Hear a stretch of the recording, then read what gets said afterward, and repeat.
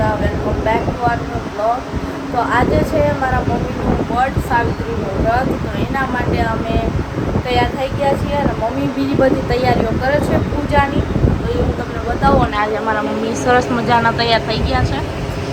જો સોળે શણગાર સજવાનું હોય તો સજી ગયા છે, તૈયાર થઈ ગયા છે. અને જો મહેંદીનો કલર પણ કેવો મસ્ત આવ્યો છે. અને પહેલી વાર વટ સાવિત્રીનું વ્રત કરે છે, ત્યાં કરવા જવાનું છે અમારે, એની બધી તૈયારીઓ આને જો અત્યારે કરે છે નાગલા.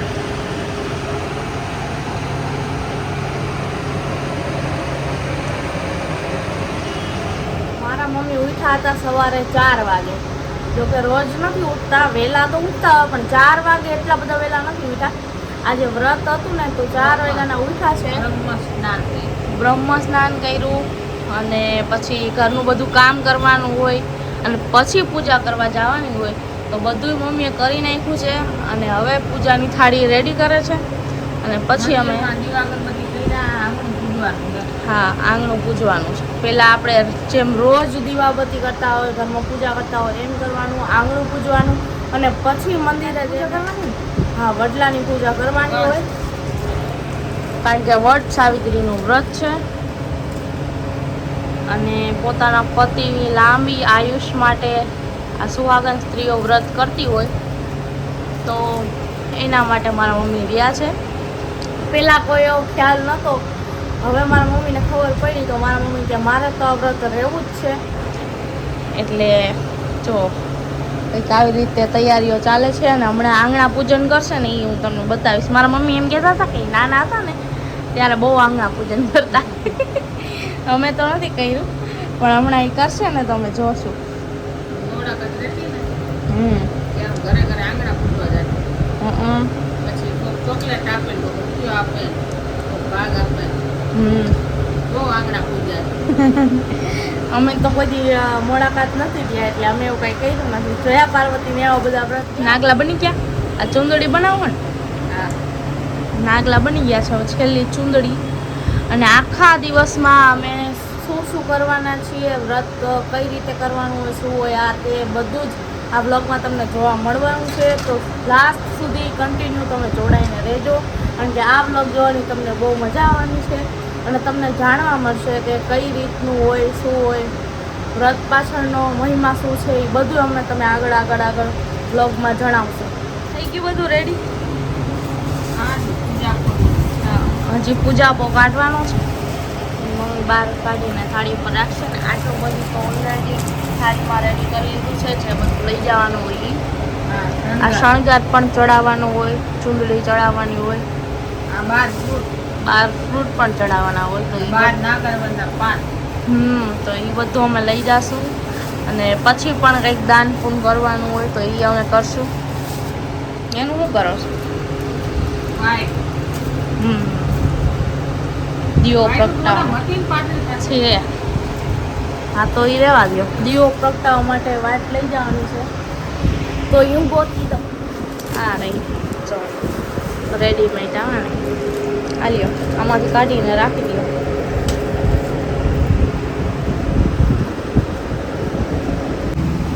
તો મારા મમ્મી આવી ગયા છે હવે આંગણા પૂજન કરવા માટે.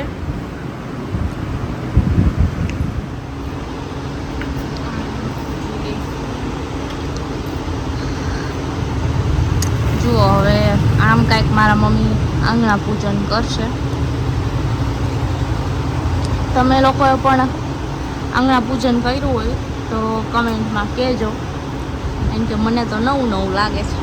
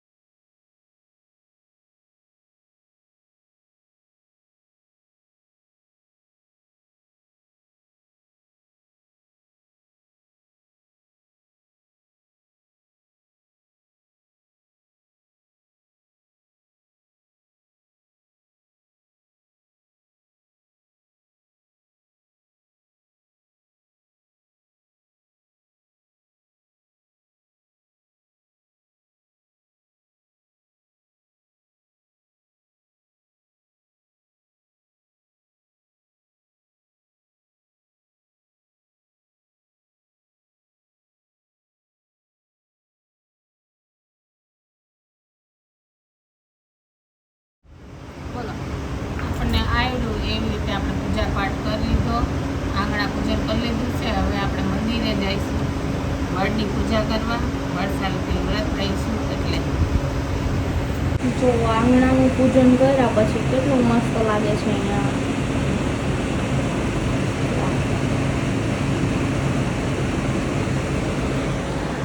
તો મિત્રો હવે આપણે જાશું, મમ્મીએ કીધું એમ મંદિરે, તો હું જાઉં છું એક્ટિવા કાઢવા માટે. એક્ટિવા લઈ આવું અને પછી મમ્મીને લઈને મંદિરે જઈએ. મમ્મી તૈયાર થઈ ગયા છે, પૂજાની થાળી હાથમાં છે અને અડધો સામાન અહીંયા છે થેલીમાં, કળશ ને એ બધું. ને હવે અમે જાશું મંદિરે. તો મિત્રો અમે આવી ગયા છીએ અમારા સોસાયટીમાં, મહાદેવનું મંદિર છે ત્યાં સરસ મજાનો મોટો વડલો હતો. ત્યાં મારા મમ્મી બેસી ગયા છે પૂજા કરવા માટે અને ઘણા બધા બીજા પણ બહેનો પૂજા કરીને વયા ગયા હતા. અમુક આવતા હતા તો મારા મમ્મીએ પૂજા કરવાનું ચાલુ કરી દીધું છે. અને આ છે અમારી સોસાયટીનું મંદિર. જો કેટલું સરસ મજાનું મંદિર છે. અને પૂજા કર્યા પછી અમે મહાદેવના પણ દર્શન કરશું. જો કે મંદિરના દર્શન કરી લીધા છે, પછી મંદિરમાં અંદર જઈને પણ દર્શન કરશું. હું અને મારા મમ્મી બે આવ્યા છીએ સાથે. અહીંયા મમ્મી પૂજા કરે છે અને હું બેઠી છું. હું જોતી હતી કે કઈ રીતે પૂજા કરે છે.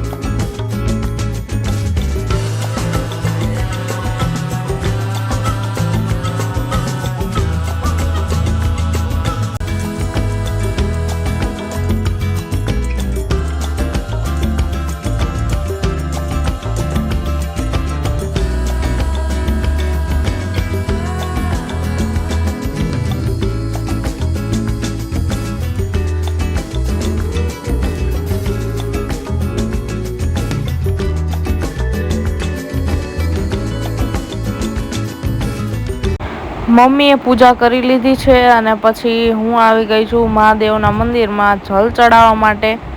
અને મહાદેવના દર્શન કરીને ખૂબ સારું લાગ્યું. આમ પણ હું અવારનવાર આવતી જ હોય મંદિરે, પણ દર વખતે વ્લોગ બનાવવું જરૂરી ન હોય. આજે તો મમ્મીનું વ્રત હતું એટલે મેં વ્લોગ બનાવ્યો અને તમને બતાવ્યું બધું. અને હા, હર હર મહાદેવ બધા કમેન્ટમાં લખતા જાજો. તો પૂજા થઈ ગઈ છે અને હવે ઘર ભેગા. તો મિત્રો મમ્મીએ પૂજા કરી લીધી ને પછી અમે ઘરે આવી ગયા હતા. ઘરે આવીને બધું કામ પતાવી દીધું અને જમવાનું પણ બનાવી લીધું, તો જમી પણ લીધું હતું. અને ખુશીબેન અત્યારે કરે છે કચરા પોતા.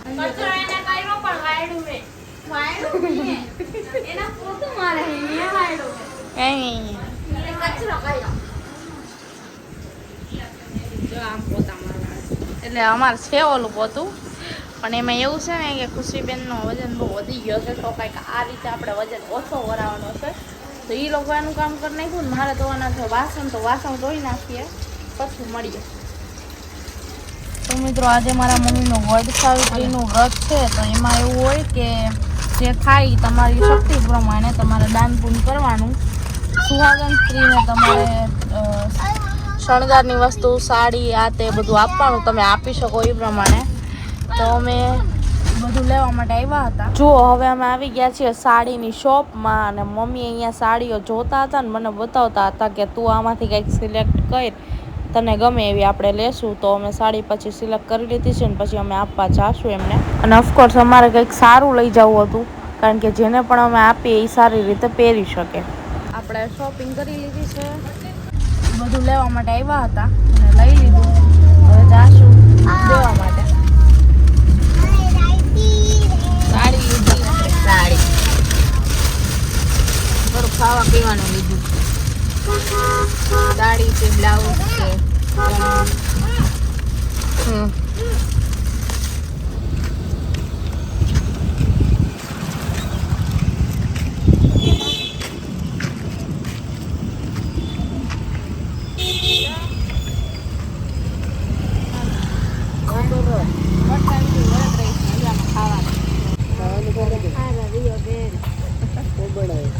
પહેરજો હો સાડી.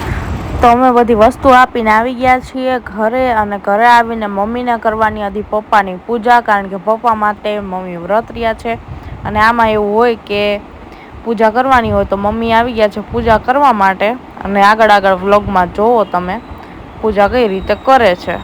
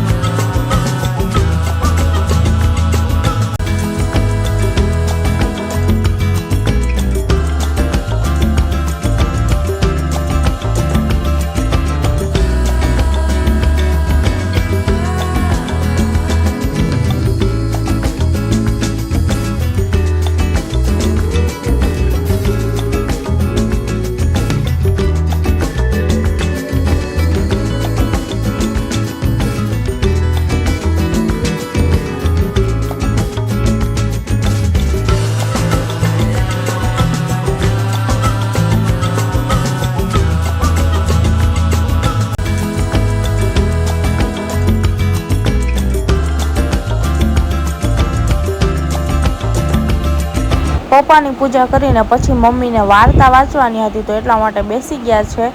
અને વાર્તા વાંચ્યા પછી આખા દિવસમાં એકવાર ફરાળ કરવાનો હોય સાંજે 7 વાગ્યા પછી. તો હવે મારા મમ્મી વાર્તા વાંચશે અને પછી ફરાળ કરશે. તો આ બ્લોગ જોવાની મજા આવી હોય તો લાઇક, શેર અને સબસ્ક્રાઈબ કરી દેજો. Thanks for watching and bye bye.